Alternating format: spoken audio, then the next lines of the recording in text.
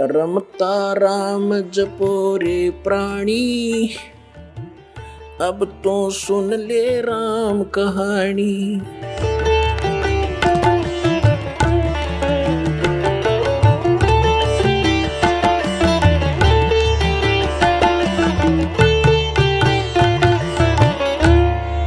अब भगवान साहब राम इस किसे कहते हैं, थोड़ा सा यहाँ प्रमाण देते हैं।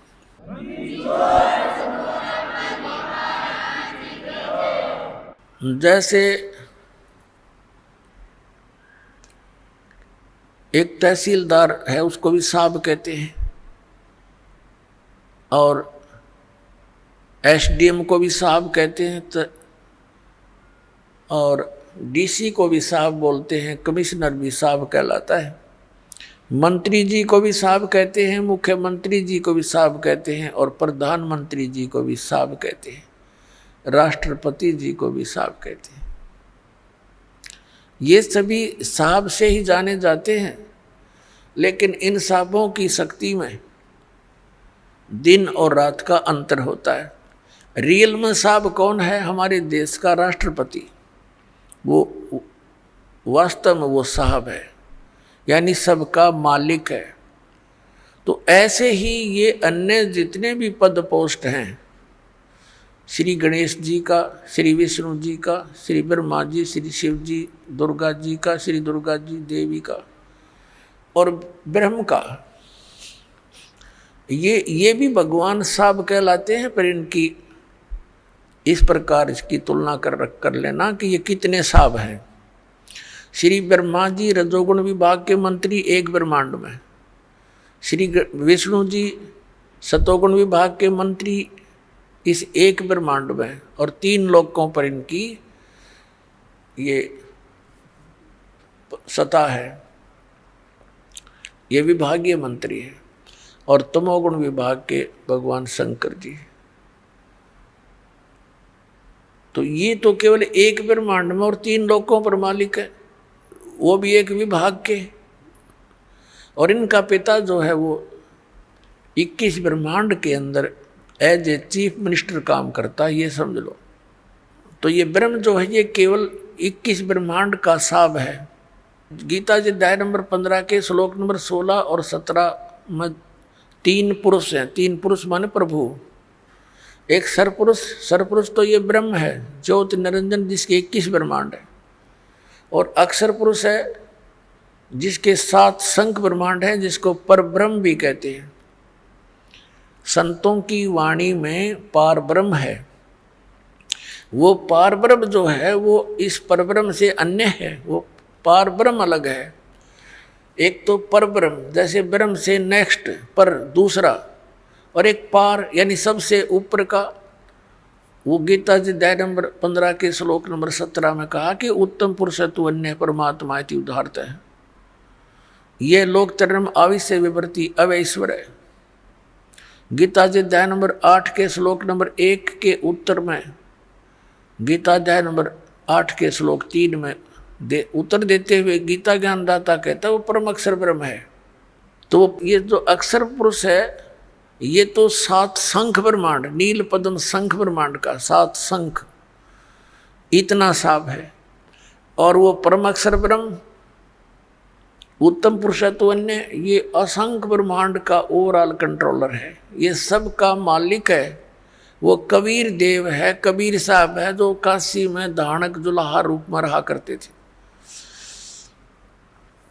अब हम फिर लौट कर आते हैं उसी प्रश्न पे।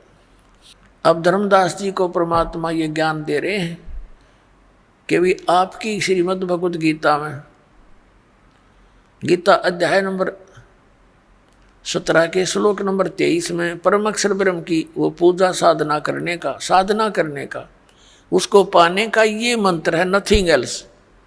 तो श्रीमद् भगवद गीता जी में ना तो हरे राम हरे कृष्ण राधे राधे श्याम मिलादे, ना सीताराम, और ना ही ओम नमः शिवाय, ना ओम भगवते वासुदेव नमः। ये मंत्र लाए कहाँ से आप? ये मंत्र कहाँ से लाए आप? गीता जी अध्याय नंबर 16 के श्लोक नंबर 23 में आपकी गीता जी में लिखा है के शास्त्र विधि को त्याग कर जो मनमाना आचरण करते हैं, ना उनकी गति होती है, ना उनको सुख होता, ना कोई सिद्धि प्राप्त होती है। तो यूजलेस, क्या फायदा डले डोने का। अब धर्मदास जी ने सारा कुछ सुन लिया तो परमात्मा बता रहे हैं कि 8वें अध्याय के 8, 9, 10 में गीता ज्ञानदाता कहता है कि उन श्लोकों में कहा कि उस परमात्मा की भक्ति करेगा उसको प्राप्त होगा। उसका मंत्र बता दिया 17वें अध्याय के 23वें श्लोक में कि ये मंत्र है।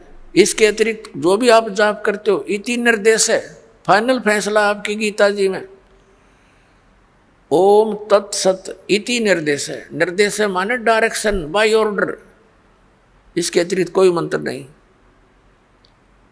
और तुम कहोगे कि ये पुराणों में लिखा है, फलाना लिखा है, तो पुराण अलग चीज है। पुराण किसी ऋषि और इस ब्रह्मा के सत्र की है, और गीता और वेद जो हैं ये गॉड गिवन ग्रंथ है, ये परमात्मा का विधान है। और पुराणों के अंदर जो आदेश है किसी अन्य ऋषि और इस ब्रह्मा विष्णु महेश के सत्र का है, ये भगवान नहीं है। ये विधान नहीं बता सकते, परमात्मा का चेंज नहीं कर सकते। बता सकते हैं अगर वेदों के अनुसार बताते हैं तो कोई दिक्कत नहीं, कोई बताओ, और गीता के अनुसार बताते हैं। जैसे हम वेदों और गीता को छोड़कर पुराणों के आधार से भक्ति करते हैं तो किसी ऋषि के आदेश का पालन कर लिया हमने, और वो आदेश यदि वेद विरुद्ध है तो वो अपराध है।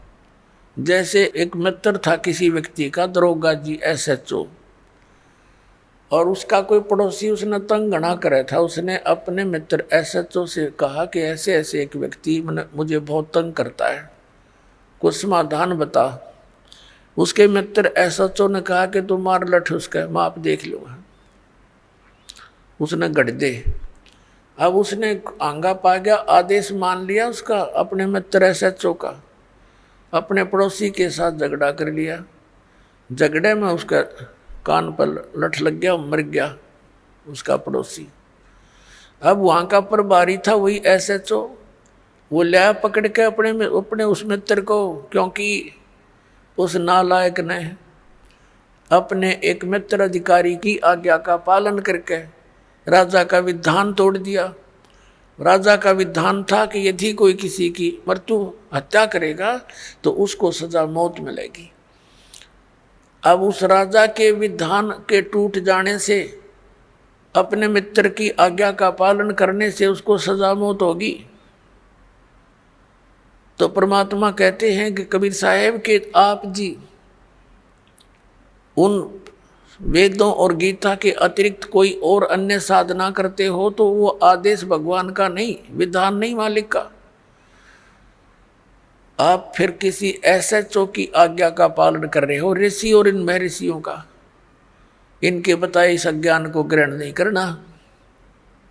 आप सुन रहे थे जगत गुरु तत्वदर्शी संत रामपाल जी महाराज जी के मंगल प्रवचन। अधिक जानकारी के लिए विजिट कीजिए हमारी वेबसाइट www.jagatgururampalji.org। संत रामपाल जी महाराज जी के शुभ आशीर्वाद से पूरे विश्व भर में 500 से भी ज्यादा नाम दीक्षा केंद्र हैं, जिन पर संत रामपाल जी महाराज जी द्वारा ऑनलाइन निशुल्क नाम दीक्षा दी जा रही है। अपने नजदीकी नाम दीक्षा केंद्र का पता करने के लिए संपर्क करें 8222880541।